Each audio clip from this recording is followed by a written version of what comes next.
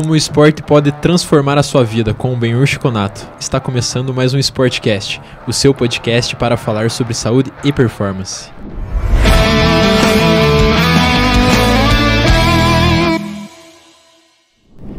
E pessoal, estamos aqui para mais um episódio, tendo o privilégio de ombrear com os melhores. Aqui à minha frente o professor André Reis. Galera, seja muito bem-vindo, muito bem-vinda. É um prazer imenso estar aqui hoje.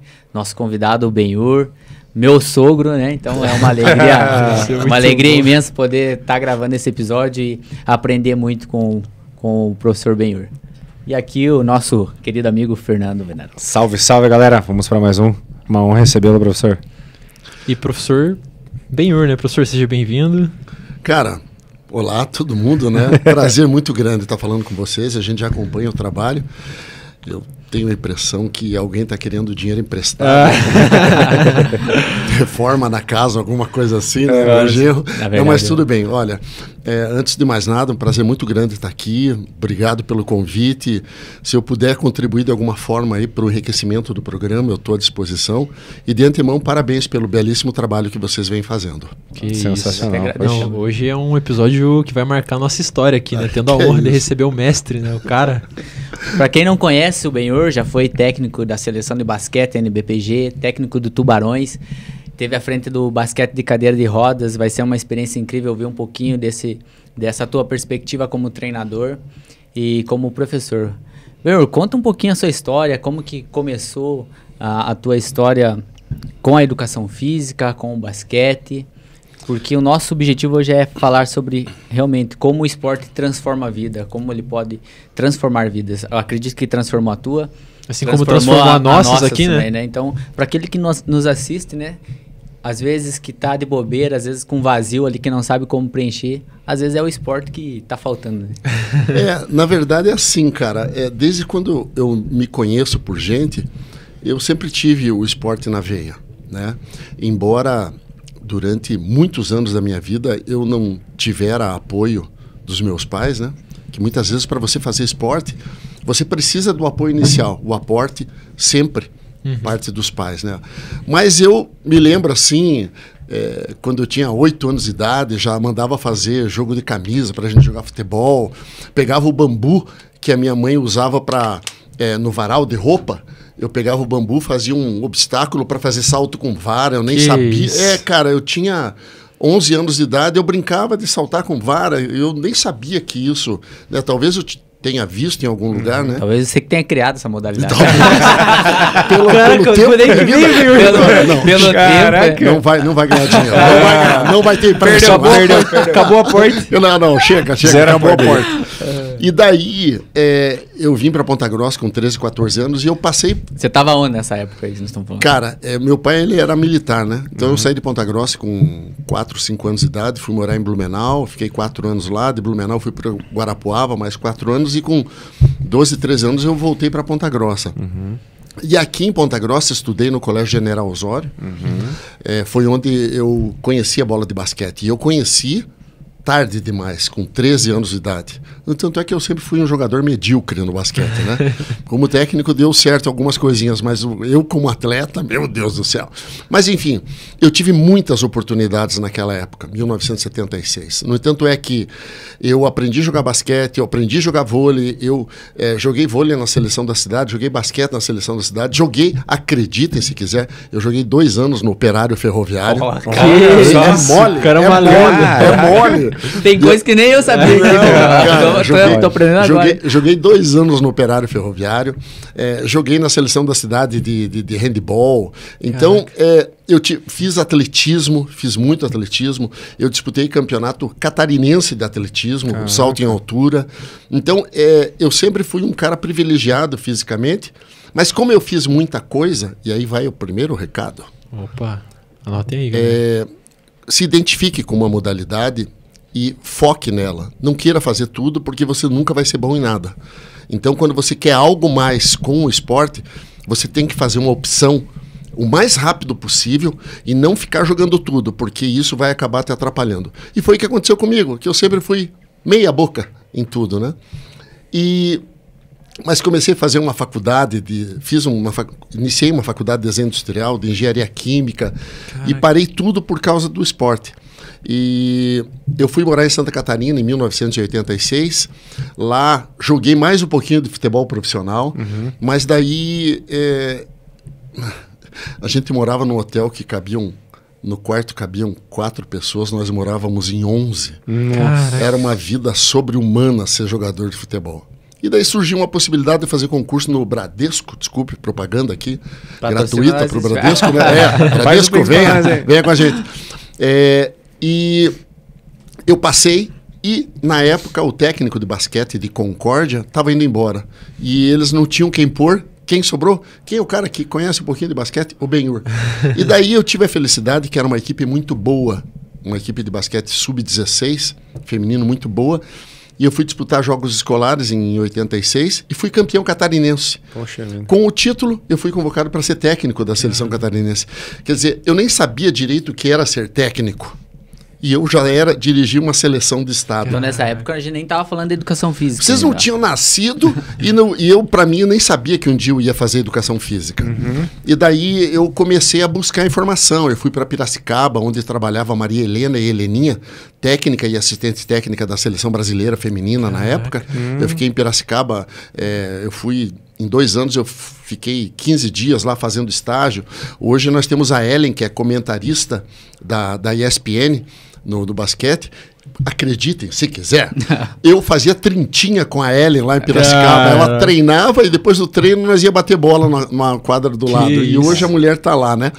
Então eu comecei a me especializar. Eu fui uma espécie de autodidata. De 86 até 1990 eu dava aula. Naquela época não precisava ser formado em educação física. Eu dava aula de educação física numa escola municipal e dava treinamentos de basquetebol para a seleção da cidade. E em 1990 eu falei assim, eu vou decidir alguma coisa na minha vida. Ou eu vou partir para o lado da educação física efetivamente, ou eu vou buscar a vida em outro ponto. O que era? Então fui fazer vestibular. Fui fazer vestibular em Palmas, que tinha o sistema intensivo. Você faz a faculdade 1 semana presencial e 3 semanas você não faz, só mata, né? E na época existia a prévia. A primeira charada tinha 50 perguntas sobre esporte.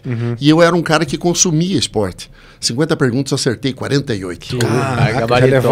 Daí, já começou a na porta. Daí tinha o teste físico. Se jogar na piscina para pegar a moedinha lá na piscina. Olha. Eu não sei nadar até hoje, mas eu sei me jogar na água. E eu abro os olhos na água. Eu consegui pegar. Tinha teste de equilíbrio, tinha teste de resistência. Eu tirei em primeiro lugar no teste físico. Daí fiz o vestibular, passei em 4º lugar. Falei, é a minha vida, né? E você veja, fazer um adendo, né? Olha que interessante, lá nas premissas, né, das universidades, das faculdades. Poxa, tinha um teste físico para você entrar na faculdade. Cara, que interessante. Hoje baita. Isso é importante, né? Hoje então, mas eu fui um cara privilegiado porque quando eu fiz o vestibular, eu já estava inserido no mercado. Então, a faculdade, ela serviria para que... Teu título ali. Meu título. legalizar. Exatamente, porque eu já tinha alguns títulos, eu tinha ganho campeonatos de base já no estado, então... Caraca. E daí, em 91, eu vim passar minhas férias aqui, que meus pais estavam morando aqui. E me deu uma vontade de ficar em Ponta Grossa contra a minha vontade. Como assim, né? Porque eu nunca quis morar em Ponta Grossa. Veja que interessante. Porque eu passei muita vontade de querer fazer coisas aqui. Então, para mim, era meio traumatizante. Puxa, na cidade que estava fechada as portas para mim, eu queria voltar para cá. Né? Mas eu fui e conversei com o dirigente do basquete aqui. Falei, olha, vocês têm algum lugar para técnico aqui, alguma vaga? Eu tô interessado em ficar aqui na cidade e tal. Dele, não tem nada tal. Tudo bem. Comprei minha passagem para iniciar minha temporada em Joaçaba, em 91. No dia que eu ia viajar, ele, preciso falar com você. O técnico daqui foi embora. Cláudio Kravichinch. Hoje ele é doutor em educação física, trabalha na UEM, em Maringá. Um excelente técnico. Ele recebeu um convite para ir para lá. O time estava sem técnico. Nossa. E era time adulto, cara. Daí eu falei assim, agora eu não quero ficar mais. Eu vou conversar com ele, mas vou fazer uma proposta, vou pedir 2 vezes mais do que eu ganho em Joaçaba.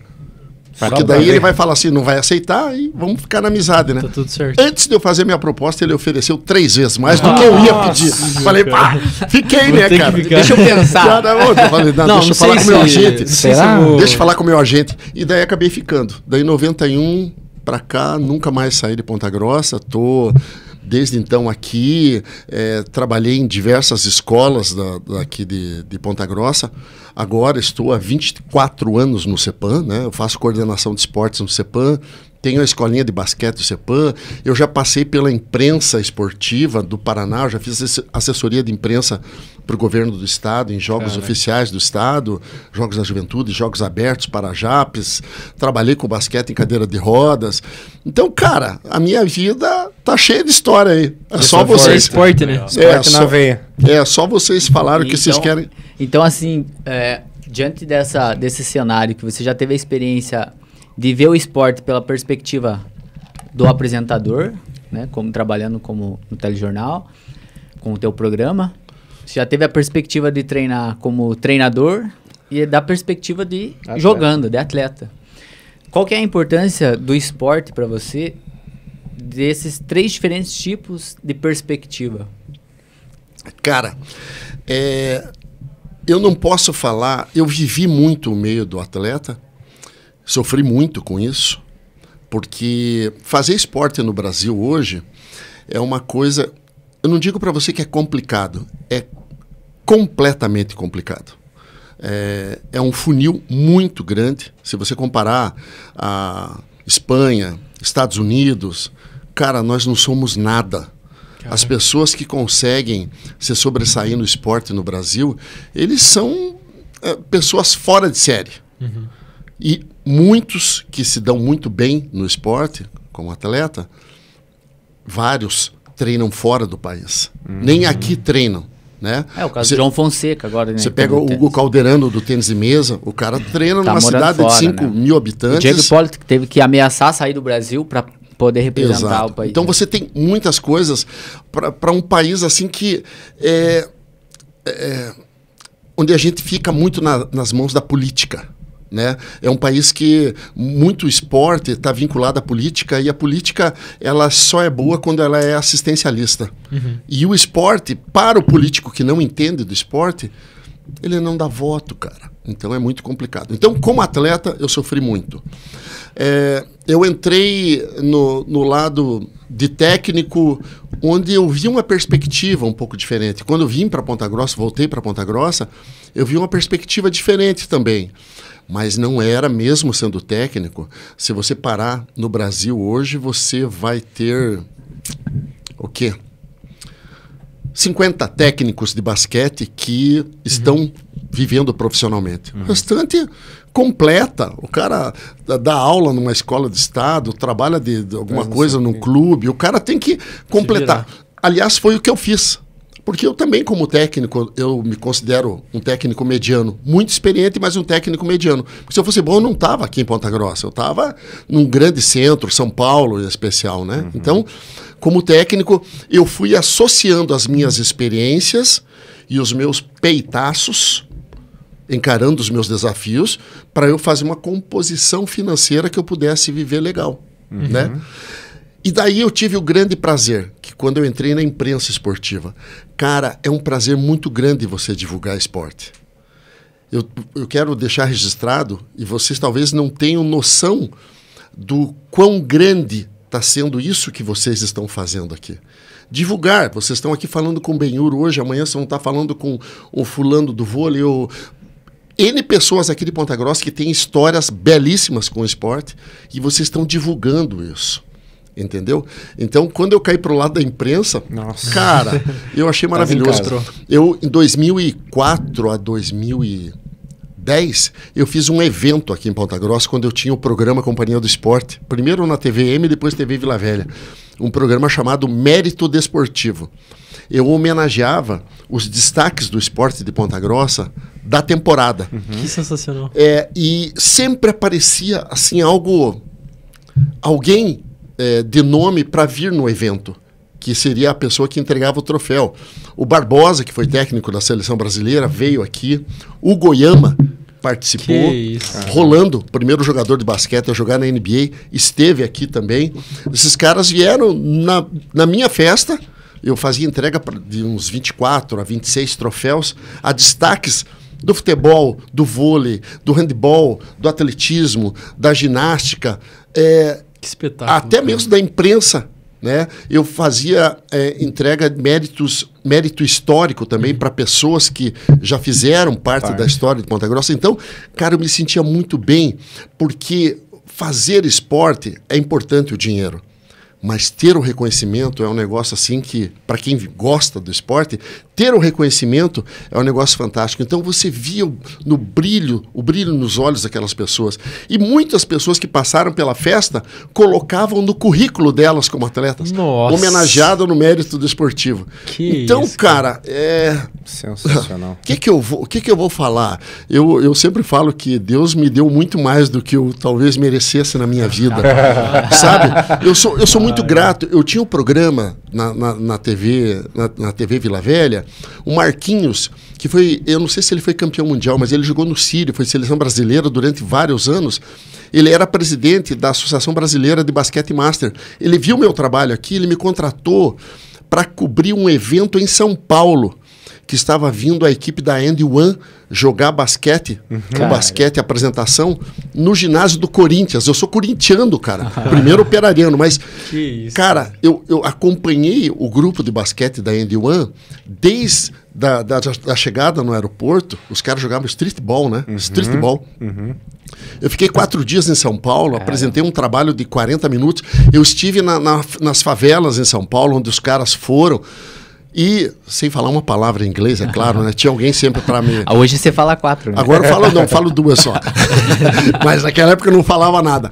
Então, são experiências assim que, pô, eu tenho gravado em DVD, né? Tudo. Mas, galera, pra quem não sabe, DVD é um disco rígido que para você que nasceu depois dos anos 80, DVD, a gente gravava música, gravava áudio e vídeo, né? Era um negócio fantástico. É o famoso pendrive da tua época. Cabia menos coisa. Mas eu posso dizer para você, se a gente pegar todas as visões, é que, cara, eu sou uma pessoa privilegiada. E que legal, né? Você ter tido essa perspectiva como atleta, de não ter sido reconhecido como você gostaria de ser, e depois você como um divulgador do esporte, fomentador do esporte por meio do programa, você criar esse programa que homenageava uns atletas. E é interessante, vou falar um negócio, vou abrir, nunca falei isso aqui. Que isso, exclusivo, pessoal. Exclusivo.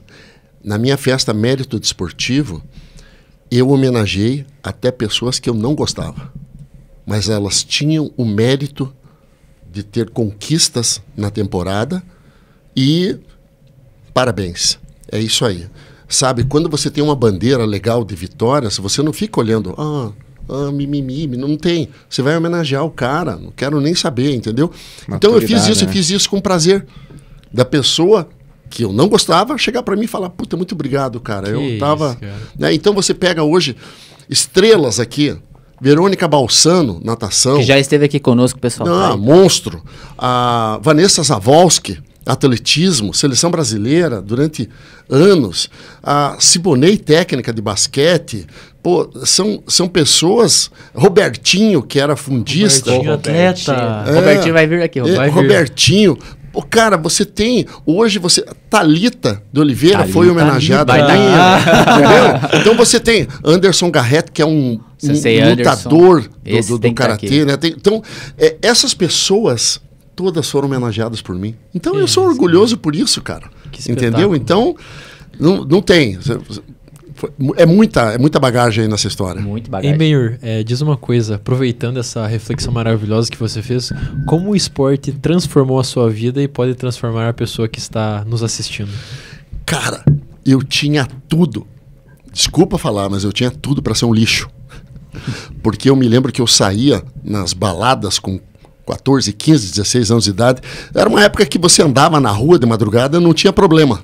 Hoje em dia, se você sai a pé, como eu vinha para festa aqui no centro da cidade, Nossa. e voltava a pé para Uvaranas, morava na frente do 13 Bib, acho que dá uns 3,5 km daqui lá, voltava 4, 5 horas. Hoje não dá para se fazer isso, senão você não chega inteiro em casa, né? Mas eu vivia muito no meio de pessoas que bebiam demais, usavam drogas, fumavam, e o esporte me tirou disso, né? Ele me deu um outro foco, me deu uma outra atenção, e me colocou num caminho assim que eu entendo que hoje, que é um caminho de grandes conquistas, até mesmo como ser humano, né? Mesmo porque eu tento melhorar todos os dias. Eu não sou bom, nem sempre fui bom, tenho um monte de defeitos, mas o esporte, ele me colocou numa linha muito forte. Mas meus pais, eles não tinham esse conhecimento. Né? O meu pai foi reconhecer o Ben-Hur técnico de basquete em 1989. Eu já tinha sido campeão em 1986. E daí o meu pai me deu um livro e colocou a dedicatória. Se é esse o caminho que você escolheu para sua vida, faça o seu melhor. Caraca. E meu pai e minha mãe nunca viram eu jogando. E hoje eu falo para as crianças, vocês são privilegiados, vocês têm pais que são fãs de vocês. Às vezes alguns fãs demais até, a ponto de estragar a criança. Mas os pais acompanham vocês, estão em viagens, estão nos jogos, torcendo, chorando junto com vocês. Vocês não dão valor para isso.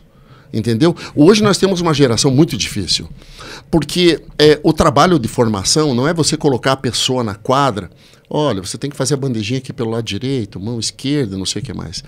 O trabalho de formação de atleta é você colocar, fazê-lo, mentalizar que ele precisa melhorar todos os dias e que ele quer fazer isso.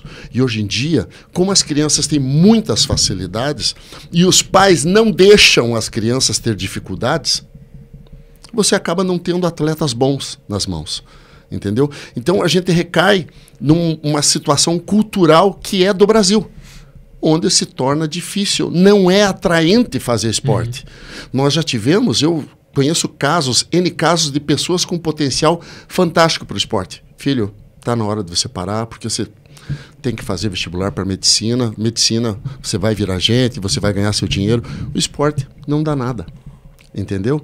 Então eu tive situações do menino Marco Marçom, o nome dele. Ele pegou a seleção brasileira de basquete sub-16, era um atleta do CEPAM. E eu tinha o programa e fui entrevistá-lo. Perguntei, qual é o teu sonho, Marco? Eu quero jogar basquete na NBA. No ano seguinte ele tinha parado de jogar basquete. Então os sonhos mudam, as pressões da vida mudam demais. E como eu disse, hoje a minha vida não é só o basquete, é mostrar que através do esporte você pode construir um ser humano que, primeiro, antes de tudo, seja honesto, que seja íntegro, que respeite. Daí você respeite as regras do jogo, respeite os colegas, respeite o técnico, o professor, respeite o adversário. São valores muito fortes. Eu utilizo hoje, o meu basquete é um basquete educação. Tem um lado de rendimento, mas é um basquete que eu me preocupo com o ser humano. Eu tenho essa preocupação. Não sei se todos os técnicos são assim, mas eu fico feliz quando... Cara, eu nunca imaginava que eu tinha jeito para ser avô. Você veja lá o que você vai fazer, tá? Cara, eu nunca imaginei. Hoje, eu tenho uma escolinha de basquete no CEPAM. Eu dou treino de basquete para crianças a partir de 4 anos de idade. Caraca. Isso. É muito pequenininho. Eu nunca recebi tanto chocolate e presentinho como eu recebo hoje. E daí você vai agradecer os pais falam, o Ben-Hur, a minha filha ama você. Que isso. Sabe? Então, ser professor é você ter o poder do encantamento para que a pessoa olhe para você assim, putz, esse cara tá falando coisa boa para mim, vou levar para frente, vou fazer acontecer. Independente da idade, né? Eu sei que eu fui e voltei, André, desculpe. Não, tá espetacular. Fui e voltei, mas é uma referência para esse pessoal, né? Não, tranquilo. Eu quero aproveitar esse gancho e quero saber do senhor a respeito dos pais, né? Até que ponto é aceitável alguma crítica, alguma interferência, por exemplo, dentro de um treino, nessa visualização, como o senhor acabou de comentar. Então, qual que é a importância e qual é o limite aceitável, bacana, entre ajudar muito e começar a piorar a situação da criança dentro dos treinos? Eu sou o tipo de treinador que eu coloco a criança, a futura atleta, no lugar dela e eu coloco o pai também no lugar dele. Eu já tive N problemas. Mas eu, graças a Deus, eu acho que me impus diante dessa situação do pai interferir no seu trabalho dentro de quadra. Eu me lembro que em várias oportunidades eu tomo essa atitude. Crianças, dentro da quadra, vocês estão comigo e vocês são o nosso time. E eu digo para eles, se vocês olharem para os pais de vocês, vocês vão estar cometendo um erro. Se vocês escutarem os pais de vocês, enquanto o jogo estiver acontecendo, o erro vai ser maior, porque eu, inclusive, não vou colocar vocês na quadra para jogar. Para mim, filho que escuta pai que está fora da quadra, não vai ser atleta. Pai que interfere no jogo do filho dentro da quadra, não vai criar atleta nunca. Nós temos uma competição fantástica aqui em Ponta Grossa, chamada GEM. E ela é muito rica de experiências positivas e muito rica em experiências negativas por causa do comportamento dos pais. Caraca. Eu já presenciei a minha filha jogando contra uma determinada escola e não era escola pública. Às vezes as pessoas fazem uma relação, escola pública, os caras são tudo bandido. Não tem nada a ver. nós estamos falando... Eu já joguei no GEM por escola pública. Nós estamos falando aí de caráter, nós estamos falando de caráter, estamos falando de índole, nós estamos falando de comportamento. Minha filha era atleta, por coincidência, a sua esposa, ela era atleta, a mãe de uma equipe, da equipe adversária, escola particular, entrou dentro da quadra e deu um tapa na cara do árbitro. Sério? Eu já presenciei a situação do filho, o ginásio todo parar, o pai na arquibancada, xingando pesado, arbitragem, adversários, todo mundo, e o filho, para pai. Esses dias eu postei no meu Instagram uma matéria que saiu em São Paulo, por causa do comportamento dos pais. Falar sobre isso agora, né? Por causa do comportamento dos pais, os jogos de futebol, não sei se da cidade de São Paulo, portões fechados. Né? Portões fechados, para não permitir interferência do pai. E eu sempre falo para os pais, dentro do CEPAM, eu faço reuniões, vão para os jogos. Torçam para os seus filhos dentro do momento certo. E eu digo para eles, eu já falo isso para os pais, vocês querem ser positivos na formação, na criação dos seus filhos no esporte? Conversem com eles, mas depois que o jogo aconteceu. Faça o feedback com eles depois. E eu digo para as crianças, depois do jogo, sentem no colo dos pais, abracem, chorem, escutem o técnico que existe dentro deles, mas dentro da quadra, na hora do jogo, vocês são meus. E tem que funcionar dessa forma. Senão, a formação é prejudicial. Eu conheço um garoto que ele treinava futsal numa determinada escola, terminava o treino, o pai levava o menino lá para a pista do campus para ele dar tiro naquela grama que ela tem inclinada para criar força. 10 anos de idade. Não tinha nem hormônio, não está nem liberação sabe de hormônio. Tá fazendo, né? Vocês são os estudiosos, quando vocês escutam isso aí, vocês devem falar, meu Deus do céu, que absurdo. E são absurdos que acontecem no nosso esporte. E o pior, né, Benhur, é uma questão assim, que os pais muitas vezes não vão torcer por seus filhos, mas é uma coisa que a gente bate muito na tecla, que é o princípio da vitória a qualquer custo. Que eu não tô indo lá torcer pro meu filho, mas eu tô indo pra xingar o adversário, pra colocar apelido, pra xingar o técnico. Então eu extrapolo até o meu limite que eu tenho de torcer pelo meu filho, e eu tô extrapolando essa zona e agredindo, invadindo o espaço do outro. Então eu perco completamente o respeito, né, pelos atletas. Sim. Qual é a formação emocional que tem uma criança de 10, 11, 12 anos de idade? Nenhuma. Ela tá indo brincar lá. Então, eu já vivi situações que a minha melhor jogadora no jogo de mini basquete, 10 anos, ela estava arrebentando na partida. E o jogo, a quadra ela era fechada com alambrado. Quando os pais adversários começaram a xingá-la, literalmente xingá-la, a menina parou, ela só ficava olhando para os pais. Eu quase perco o jogo por conta disso. Não que para mim é importante as pessoas saberem. Como é que eu digo para você? Cara, eu sou um cara que eu já consegui mais de 50 títulos no basquete convencional e basquete cadeira de rodas no Paraná e sul do Brasil. disputei Campeonato Brasileiro, 2 Taças Brasil, fiquei em 5º lugar com o time de Ponta Grossa. Eu tive muitas conquistas. Não é que eu estou enjoado, desculpe, que eu esteja enjoado das conquistas. Mas hoje, quando eu entro em quadra, para mim sempre vai ser mais que um jogo. O vencer é bacana, mas existe um outro tipo de vitória, que chama-se crescimento. E esse crescimento pode acontecer também com derrota. Perfeito. Você entende? Então, como você disse, é o lado formador. Eu estou trabalhando com crianças de 4 a 12, 13, 14 anos de idade. Então, é uma carga muito grande, eu encaro com responsabilidade. Eu me vejo como um médico também.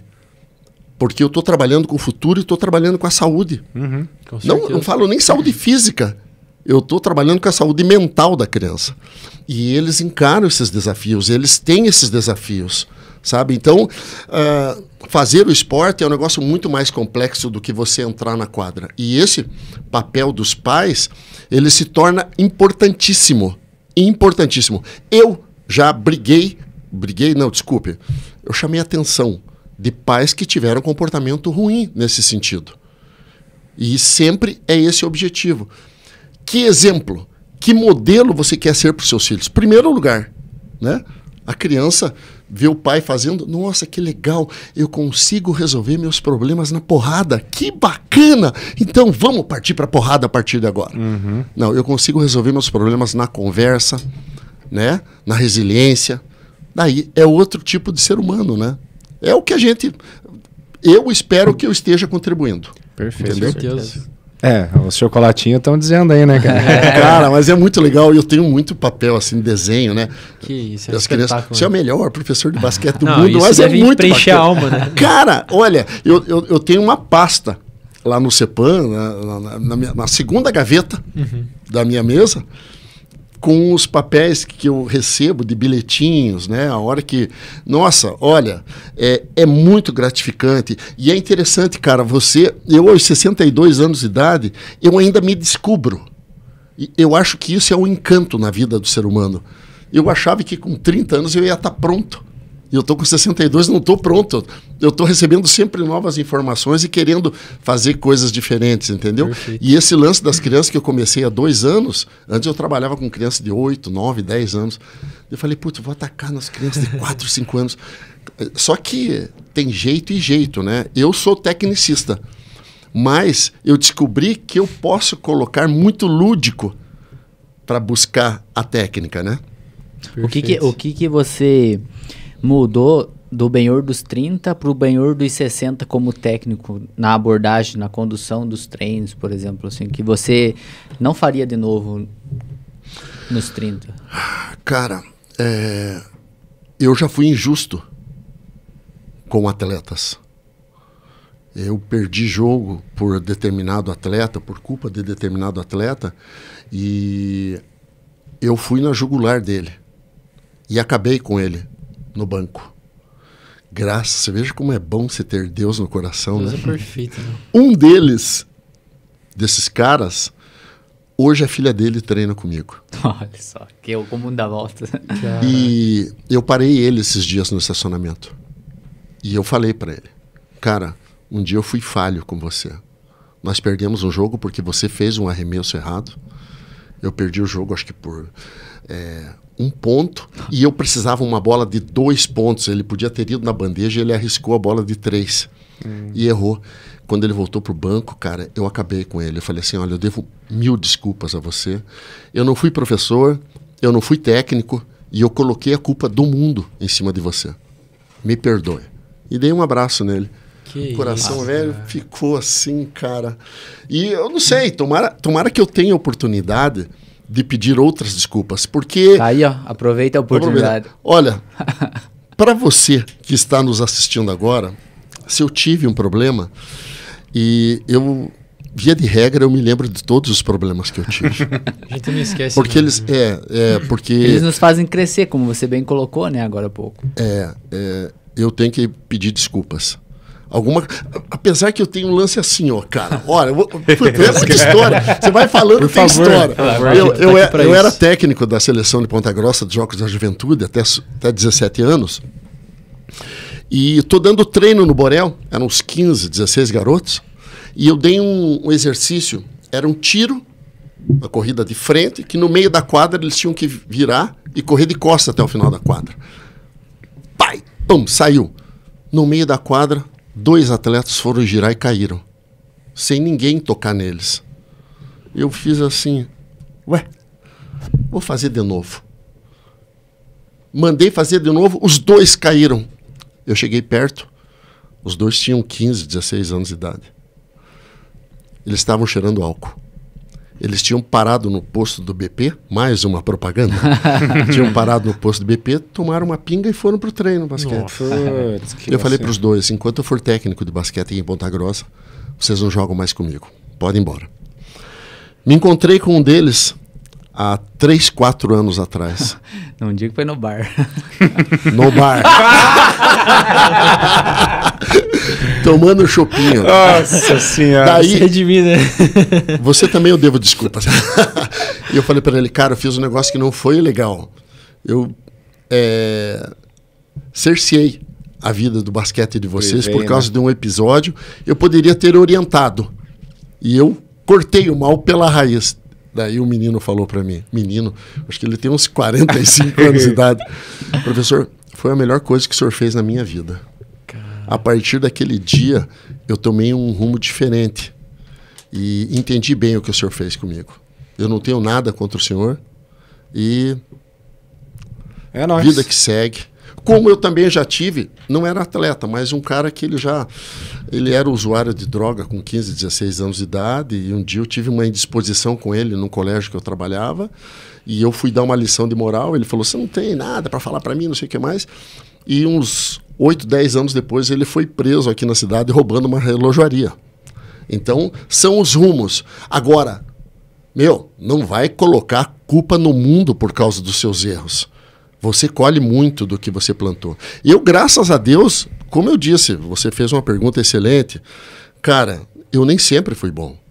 Eu cometi erros e eu entendo que a vida, ela dá essa possibilidade para você crescer através dos seus erros. Perfeito. E não tem sentido você ser perfeito. O único perfeito é que não fez nada, né? Exatamente. Entendeu? Então, não tem sentido você ser perfeito. Então, eu cometo erros, faço reflexões. Hoje, graças a Deus, eu sou casado com uma pessoa que é uma coach. Ela trabalha na minha mente também para que eu seja melhor todos os dias. Agradeço. Geisa, te amo. Nossa, romântico. Aí tem história. É o último romântico. Tem história. A Geisa, eu conheci em 1993 ou 92. Eu era técnico da seleção adulta de Ponta Grossa e ela era atleta de Ponta Grossa do Juventude. Esporte. Só que ela tinha 14 anos de idade, eu tinha 31, alguma coisa assim. Sei que dava 16, 17 anos. Pouca coisa, né? Ali. E eu saí de um treino, ela ia entrar pro treino e eu fiquei do lado dela.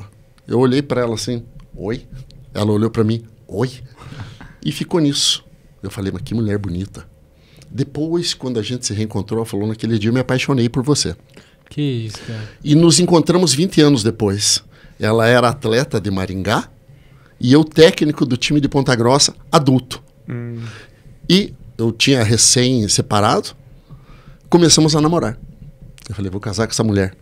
E cheguei nos Jogos Abertos do Paraná, em Francisco Beltrão. Eu levei-a para lá, para ela jogar contra o meu time. Né?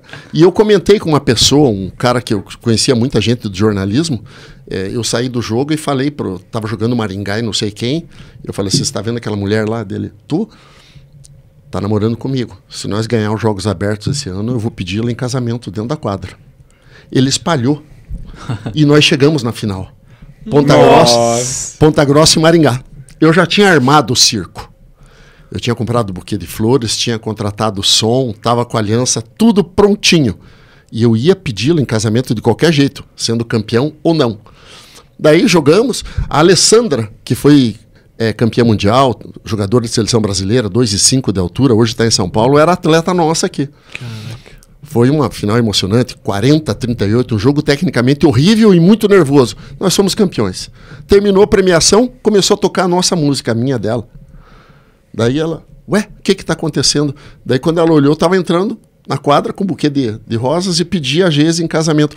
Tava a Globo, saiu no Esporte Espetacular, na Técnico, pede atleta adversário em casamento. Então, a partir desse momento, 2015 ali, a minha vida mudou bastante, sabe? E eu acho que a Geise entrou para dar um equilíbrio na minha vida, que eu era meio louco também, né? Uhum. Mas todo técnico precisa ter. Tem que ser, né? Mas hoje eu enceno loucuras. Antes eu praticava loucuras. Entendi. Hoje porque você tem que trabalhar com o emocional. Quando é criança, você tem que saber explorar entender, o limite. Né? Então, às vezes, você faz um teatrinho, poxa, depois você vai agrada tal. Para a criança sentir que, acima de tudo, você a ama. Uhum. Que é pro bem dela, né? Que se for brigar amanhã depois com ela sabe, putz, o professor tá brigando comigo porque ele quer o melhor de mim. E tem um motivo, né? Quando ela vê que é aleatório, que, tipo, o professor não tem coerência, ela se frustra, ela não entende o que tá acontecendo. Exatamente. Né? E é importante você contextualizar para a criança, explicar para ela, porque você vai ter resultados fantásticos no final da história, né? Então hoje eu brigo, mas eu tenho muito carinho com as crianças ao mesmo tempo, né? É um reflexo bem bacana. Isso aí foi uma coisa que realmente mudou. Hoje eu consigo extrair mais dos atletas por causa do jeitão de ser, né? Isso me ajuda bastante. Que legal. E bem, pode falar. Pode falar. Não, a gente fala, né, que no próprio exército, né, as melhores lições são aquelas aprendidas na dor. Então, às vezes você está ali num momento crítico, num 40-38, e se você chega, olha pessoal, tudo bem? Eu acho que a gente consegue, tá? Então, não vai ter uma mudança psicológica, não vai ter aquela aflição, eles não vão. Então, às vezes precisa ter essa alteração de humor. Eu vou falar um negócio para você. Isso não serve só para esporte. O nosso crescimento, ele vem através de traumas. O trauma, ele traz evolução para a pessoa. Então, pai, técnico, você não precisa ter medo de falar o que é verdade. A pessoa tem que ter o choque. Isso, o trauma, vai causar evolução. Entendeu? Não que seja uma coisa maravilhosa, mas o trauma, ele é importante na vida da pessoa para o crescimento dela. A gente não está falando de sair, digamos assim, aqueles anos 50, sair espancando a criança. Não, né? então, é que às vezes o pessoal vai muito para um lado do que para o outro, né? Então, poxa, né? Às vezes é necessário ela descer sozinha de determinado negócio. Se ela cair, não vai se matar, se machucar muito, deixa eu dar uma raladinha, um negocinho. Então é um aprendizado, né? A vida ensinando algumas lições. E eu vejo assim, como a gente lida muito com pais hoje em dia, né? Eu vejo que eu tenho conseguido administrar bem essa situação. São raras as exceções, mas se acontece uma vez só. Um pai nunca é reincidente comigo. Nunca. Não, ele aprende a primeira. Uma vez eu estava dando treino, o pai ficava a um determinado espaço da quadra, e de repente eu olhei, ele estava do lado da quadra falando com o filho. Eu falei, parei o treino, o seu lugar é para lá. Aqui é meu lugar e aqui eu que mando. Não é prepotência, mas é saber respeitar espaço, entendeu? Então, o pai que respeita o espaço do treinador, do professor, é um pai bacana. Eu não aprovo o trabalho do meu técnico, então tira o filho do esporte e não vai fazer esse tipo de situação que também é traumatizante para a criança, entendeu? Roberto, você falou que, falando ainda sobre a questão do suporte dos pais, você falou que não teve o suporte dos teus pais na tua experiência como atleta. O que você aconselharia para os pais que acompanham seus filhos? O que é um suporte ideal ou o que não fazer como nessa questão de suporte mesmo, ou até de frustrar as expectativas, né, do filho, porque nem todo atleta vai virar um jogador, né? Que está em formação vai virar um jogador. Na verdade, bem poucos. Raros vão acontecer isso. E o que fazer diante dessa situação, quando você se depara com uma pessoa que tem um potencial para ser um atleta de elite e quando a pessoa não vai ser um atleta? Como que os pais podem agir diante dessa situação? Porque, igual você falou, né? Pô, tinha um aluno que foi classificado para jogar na seleção brasileira. No outro ano, ele falou que ele tinha esse sonho, jogar na NBA. No outro ano, ele estava estudando para medicina. Então, de repente, um possível, né, atleta, claro que a escolha vai ser dele, né, dos pais, enfim. Mas o que fazer diante dessas situações, assim? Veja, uma palavra fundamental para os pais que querem que o esporte, não vamos falar de atleta, querem que o esporte seja uma passagem muito legal na vida da criança, que ela possa lembrar futuramente como algo que realmente ficou na memória de uma forma positiva e que a partir dos ensinamentos do esporte houve um crescimento para ela tomar atitudes diante da vida, seja ela a vida sentimental, a vida profissional, a vida universitária, alguma coisa assim. Primeiro passo dos pais: presença. Presença. Não existe coisa mais legal desse mundo do pai de uma criança estar jogando, é ela olhar para a arquibancada e ver os pais lá. Isso aí é fundamental. Se você quer que a coisa funcione de uma forma positiva, independente onde essa criança vai parar, se ela vai jogar só esporte escolar, se ela vai se tornar profissional ou não, é o pai saber respeitar, e eu bato nessa tecla, saber respeitar os espaços. É difícil o pai, sem conhecimento de técnica do jogo, ele interferir no palpite para a criança. Então o técnico fala uma coisa, o pai vai lá e com a visão dele, ele fala outra. O técnico é o cara que conhece o seu filho mais do que o pai conhece. Porque ele sabe o momento que ele pode extrair, ele sabe o momento que ele pode fazer essa criança render mais. O técnico que tem uma certa experiência, tem a bagagem, né? Porque em qualquer meio você tem profissionais ruins, né? Mas esse é o entendimento. Porque a criança, a partir dessa presença, dessa boa convivência, ela vai ter o esporte como uma coisa bacana para ela. Mesmo ela sendo uma dentista, uma médica, um engenheiro, amanhã ou depois, ela vai ter no esporte uma lembrança extremamente positiva.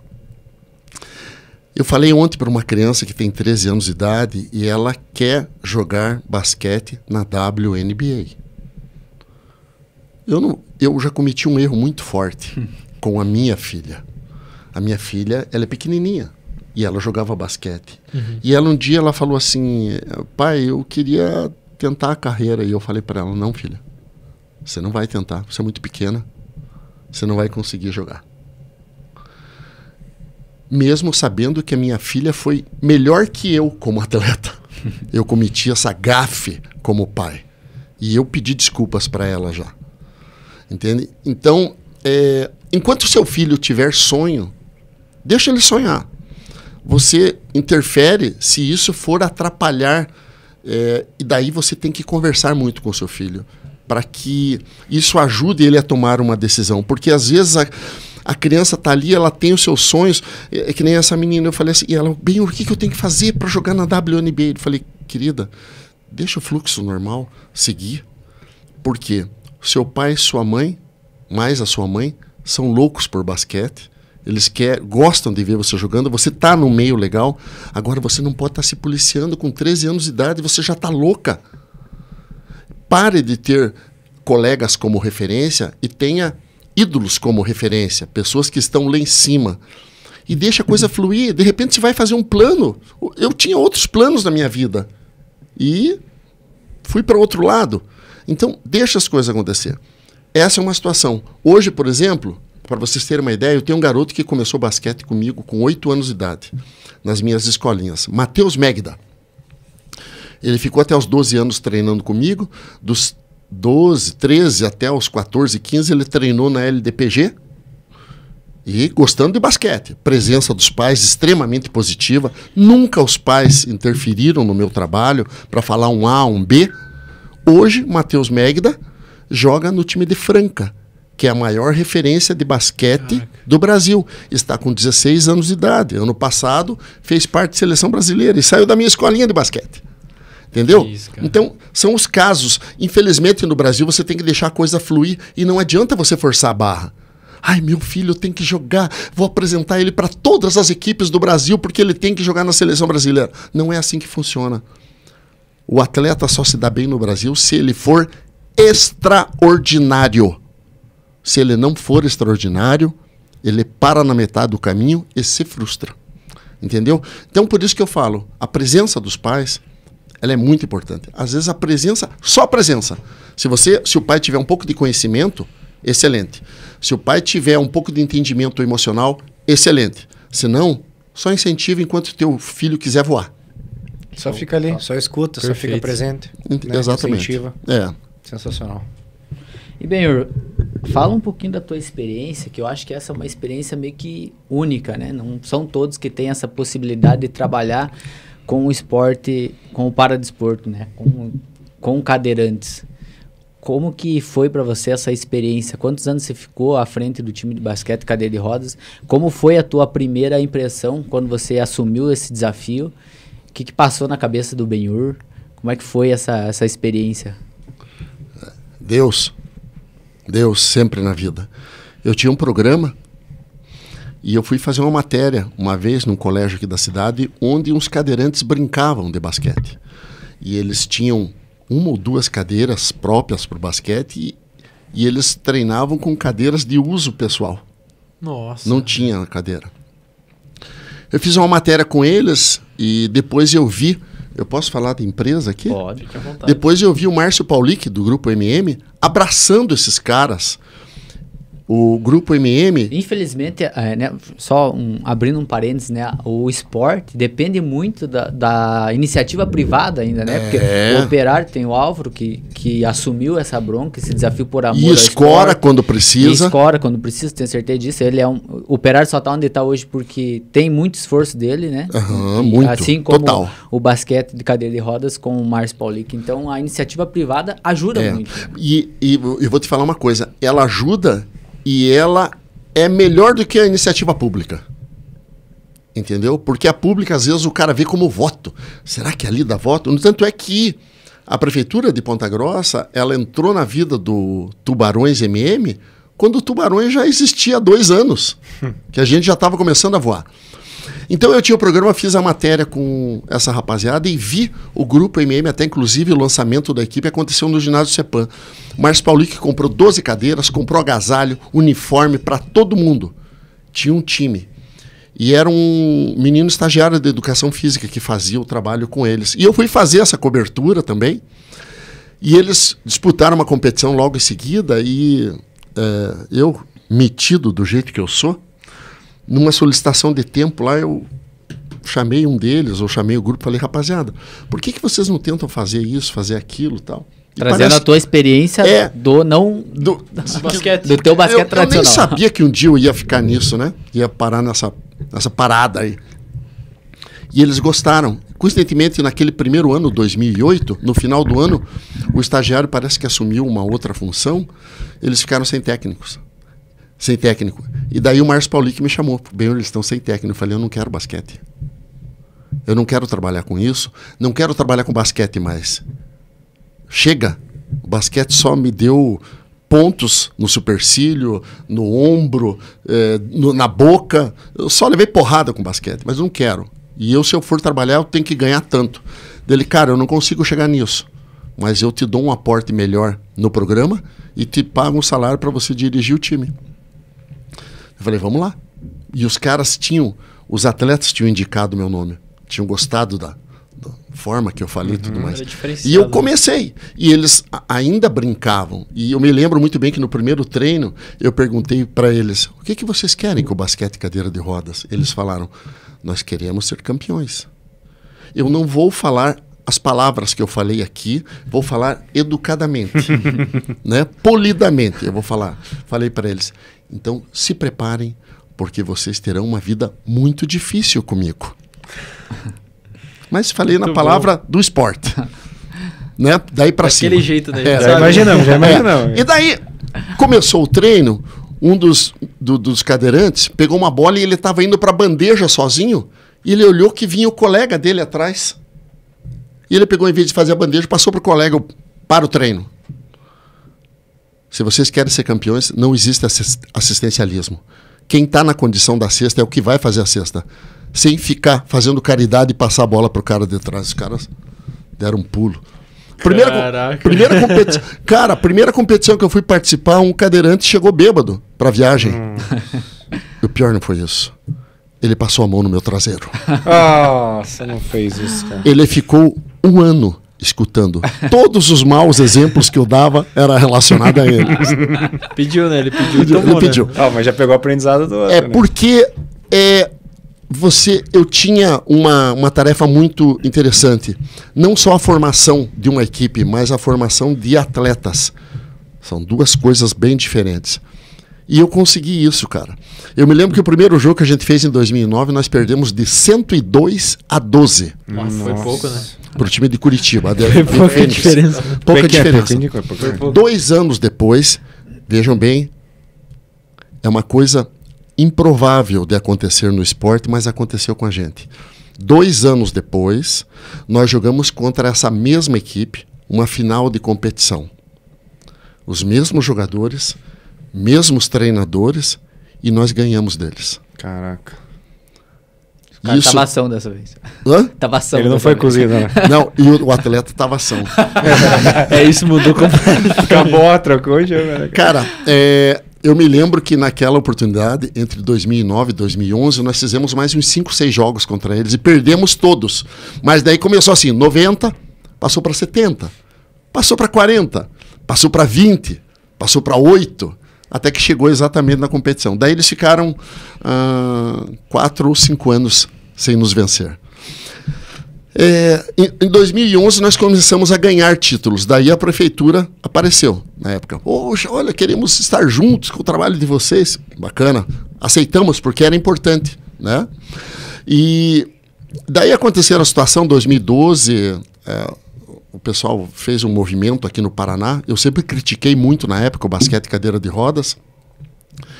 E reativamos a Federação Paranaense de Basquete Cadeira de Rodas e eu fui eleito presidente. Eu fiquei durante 4 anos como presidente. Alguns anos depois, eu concorri à vice-presidência da Confederação Brasileira de Basquete Cadeira de Rodas. Nós perdemos, mas eu fiquei muito feliz porque eu fui chamado pelo Jatobá, que é um dos ícones do basquete em cadeira de rodas da história do Brasil, e ele me convidou para ser vice-presidente dele. Mas foi uma passagem super bacana. E daí, de 2009 a 2020, nós trabalhamos com basquete cadeira de rodas. Encerramos o projeto com 14 títulos. Nossa. Nós somos pentacampeões dos Jogos Paradesportivos do Paraná, tricampeões paranaenses, ganhamos sul-brasileiro, disputamos 3 ou 4 sul-brasileiros, disputamos um campeonato brasileiro também. Porra. Então foi E o mais legal da história, e aí que eu gosto disso, eu sou meio bairrista nesse aspecto. Eu tinha 14, 15 jogadores. Eu tinha um jogador que veio de fora para jogar para nós, com um salário que era mais uma ajuda do que salário. E todos os outros atletas eram formados aqui em Ponta Grossa. Eram de casa. Então, acima de tudo, acima de nós termos criado uma equipe competitiva, eu posso dizer para você que o basquete em cadeira de rodas foi um dos melhores trabalhos profissionais da minha vida. Caraca. Onde eu me realizei, onde eu aprendi muito, eu tive que estudar, eu aprendi muito como ser humano também, porque, cara, é ruim eu contar algumas coisas que eu passei.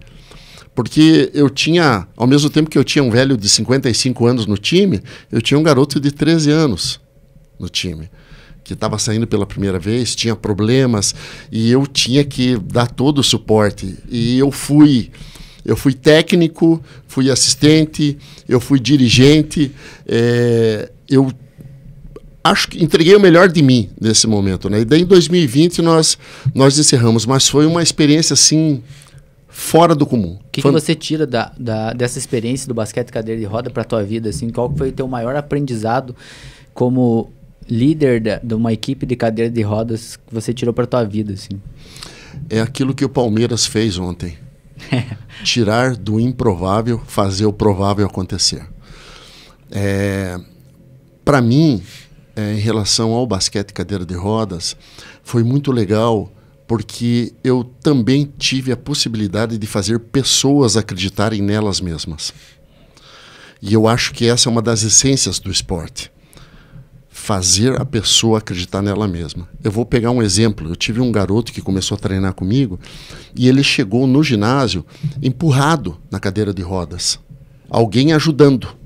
E não é tão normal, a não ser que a pessoa tenha um grau de deficiência muito, muito grande. E daí eu conversando com ele, ele disse que ele andava pouco de cadeira de rodas e ele andava só em casa no skate. Ele andava em cima do skate e não andava cadeira de rodas. Começou o trabalho. Foi 2, 3 meses, passou, ele começou a chegar sozinho no ginásio, na cadeira de rodas. Passou mais uns 6 meses, ou sei lá, 1 ano, ele falou: professor, eu tenho que faltar esse final de semana no treino. O que aconteceu, companheiro? Não, é que eu tô indo para São Paulo, eu quero assistir um show de uma banda feminina que tem lá. Deu, puta, cara, que legal, você vai com teus pais? Não, eu vou sozinho. Que isso, a autonomia do atleta. Então, hoje o cara transita por aí, na boa. Sei lá, né, cara? O cara fica acreditou confiante, nele. né? Fica confiante, independente. Não, poxa, eu sou deficiente. De E daí? E daí, cara, que eu sou deficiente? Tenho 2 braços, pode me ajudar com a cadeira de rodas. Existe hoje, provavelmente não da forma ou da quantidade que seria necessário, mas existe hoje mais acessibilidade. Então o cara tomou proveito disso. Então, nossa, esse é um dos exemplos que eu vivi no basquete cadeira de rodas. Eu tenho um cara que chegou 14 anos de idade, foi assaltado, levou 4 tiros, ficou paraplégico e virou um dos melhores jogadores de basquete. Nós tivemos o Vinícius aqui. O Vinícius foi um cara que foi convocado no papel para a seleção brasileira. Na mesma seleção brasileira que eu fui convocado para ser assistente. E por política, ele não foi chamado e nem eu fui chamado.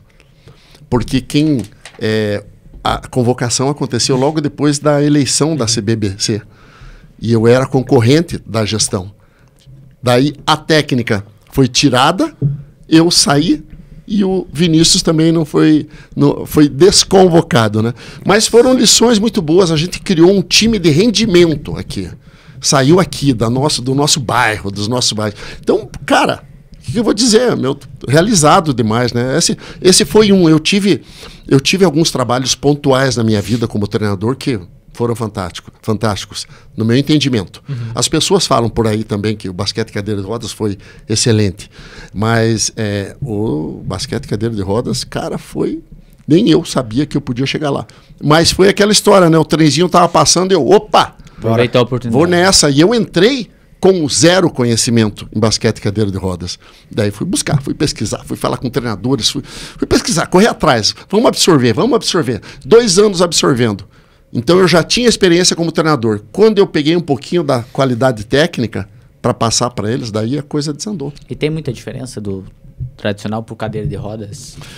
Cara, se eu falar para você que no basquete cadeira de rodas existe andar com a bola... Parece paradoxal, né? Como que o deficiente na cadeira de rodas anda com a bola? Existem detalhes que são ligados ao aro propulsor, que você não pode, se você tiver com a bola, você não pode tocar mais que 2 vezes no aro. São uns detalhezinhos assim, mas tem 3 segundos, a altura da cesta é a mesma, a distância da bola de 3 pontos era a mesma, né? Então, o basquete é igual. O que muda é a formatação tática do jogo e técnica do jogo. Se utiliza muito corta-luz, né? Bloqueios, que a gente chama. Então, mas se você parar para pensar assim, o jogo é basicamente o mesmo, só que você tem que saber adaptar. São ajustes, né?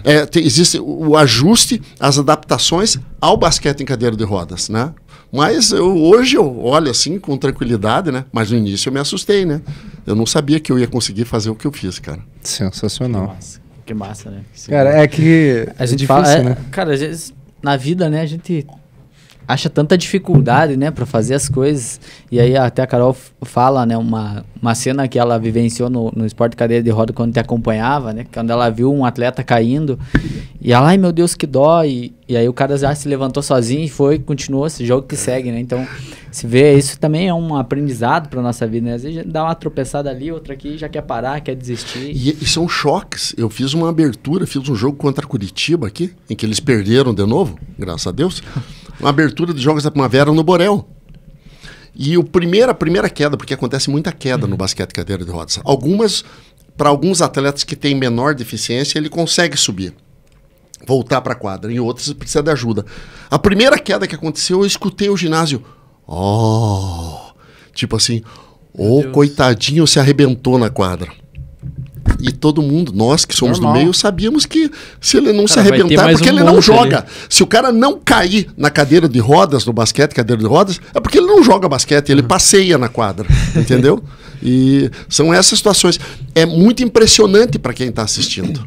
Mas quem vê, cara, nós tivemos finais de Paranaense, até mesmo no CEPAM, o ginásio cheio, assim, me lembro até hoje.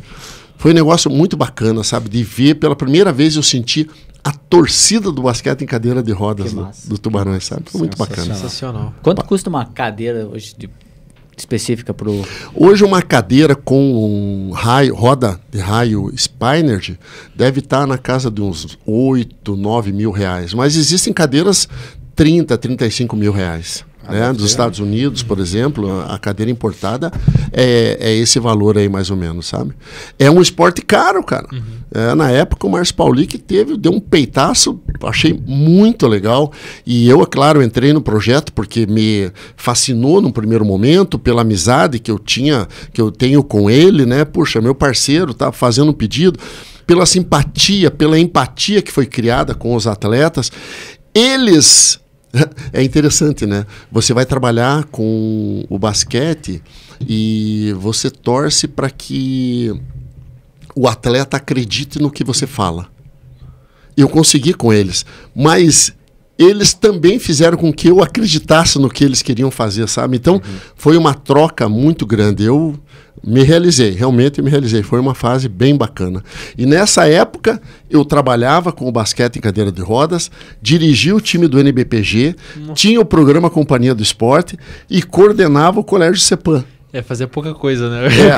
Eu não sabia o que era sábado, domingo, a minha vida era bem louca. Mas foi bom. Deus nos capacita no caminho, né? Que nem você falou, por vezes a gente tem uma oportunidade e a gente olha, não tô pronto, então não é o momento. Não, aceite e depois Deus te dá a capacitação. Né? Não adianta você revoltar, espera. Só faz o teu trabalho de forma honesta, sempre procurando entregar o teu melhor e o resultado vem. Perfeito. Vem. Trabalhe que o resultado vem. Não tem baita mensagem. Coisa sempre... Se você fizer o certo, que nem você estava falando ali sobre o atleta, né? Sobre falar a verdade. E às vezes os pais... Eu falo isso, não tenho experiência nenhuma, né? Mas se você agrada o teu filho, acaricia, tá junto com ele, só que você protege ele demais, você enfraquece ele, né? Você esconde a verdade dele, se esconde num curto prazo, num médio prazo, só que a longo prazo a realidade se impõe na nossa vida, né?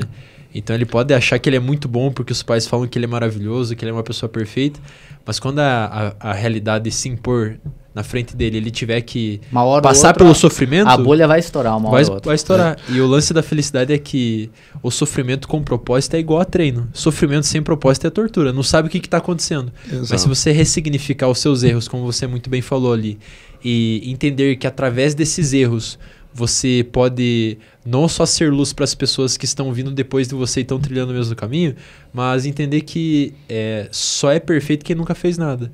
E que, na verdade, o esporte, propriamente o basquete, no nosso contexto aqui, não é um jogo de acertos. É um jogo de erros, no final das contas. Ganha quem erra menos. Exato. E quando você erra e entende o propósito através daquele erro, as coisas estão não certas, tenho dúvida. Né? Eu falei para um grupo de pais ano passado, assim, porque dentro do CEPAM eu tenho uma empatia muito forte com os pais, né? E a gente estava discutindo essa situação de dificultar a vida da criança, não sei o que mais. Eu falei assim, vocês fazem o papel dos pais, vocês podem ser bons. Eu estou aqui para criar tempos difíceis para os filhos de vocês, para que eles sejam fortes, entendeu? Então não espere, eu não vou alisar a cabeça de filho, não. Vamos trabalhar na sinceridade, mas a cobrança vai existir e eu quero que eles sejam fortes. Essa é a minha missão. Daí os pais, poxa, o pai que escuta isso, cara, se ele não gostar disso... Brilha o olho, eu, né? Não. Leva o filho para fazer crochê, tricô, jogar esporte. O basquete é um esporte violento, porque ele é um esporte de contato, você tem que estar preparado. É um esporte como todos os esportes que depende de atitude, certo? E nós trabalhamos com percentuais, né? De acertos e erros. E como você bem falou, o time que erra menos tem melhor aproveitamento, né? É o time que se dá bem na jogada. Mas, enfim, é basicamente isso aí. Perfeito. E, professor, o Fernando tem um presente para você? Né, infelizmente, estamos chegando no final do Muito nosso bem. episódio. Desculpe se eu falei Queremos muito. nada. Privilégio, que é isso. Queremos deixar tá aqui essa pra isso, né? singela homenagem Puta, cara. Obrigado, decoração. viu? pela passagem aqui no nosso, Nossa, show de bola. nossa honra É aqui. da Primor, né? Então, um abração para eles aí. Já agradecendo, Aí, ó, né? já Os agradece, nossos hein? patrocinadores, Tá aí. Go Coffee, Página 1 Digital, Primor. Show de bola. Vocês têm grandes parceiros, viu? Cara, foi demais, viu? Eu agradeço vocês demais pela possibilidade de eu poder falar coisas que às vezes ficam dentro da gente e você não pode compartilhar. Né? Então vocês estão me possibilitando, primeiro, compartilhar com vocês três, né? Com a nossa amiga que também está fazendo a filmagem, e com quem estiver acompanhando o trabalho de vocês, acaba conhecendo um pouco da história da minha vida, mas também a minha ideia principal, trazer toda e qualquer pessoa e trazer vocês para reflexão. Perfeito. Puta, é esse o caminho? Será que é isso? Será que o que esse velho está falando é verdade? Tem sentido? E saber tirar proveito disso. Não é legal, não quero, vou continuar fazendo isso. Não, puta, o cara falou uns negócios interessantes ali. Vamos crescer, vamos evoluir, né? Esse é o caminho. Você esperava que, sei lá, 40 e poucos anos depois, o Benhur que estava dormindo, né, no estúdio do rádio, né, como você falou aqui nos bastidores, o Benhur, ele começou, tinha um quartinho. Fala um pouquinho dessa história aí, Benhur. Os caras não sabem o que eu fiz na minha vida para fazer basquete, meu. Eu morei em Joaçaba e daí terminou o projeto deles lá e eu quis ficar fazendo basquete.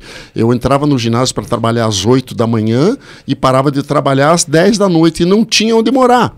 Eles me deram uma cabine de rádio do ginásio para eu morar. Então eu tinha um colchão, um guarda-roupa, a caixinha de som e o radinho de pilha, né?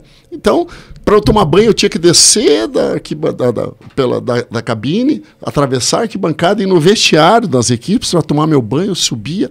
E daí tinha o time de futsal na cidade, que era muito forte, disputava o campeonato catarinense.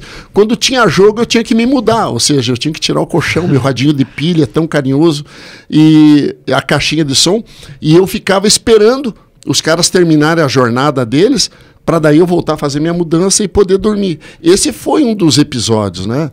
Então, hoje as pessoas me olham assim, os caras, esse cara é babaca, né? Só porque ganhou um negocinho ali, mas eles não sabem o que eu passei para chegar no estágio que eu cheguei hoje, né?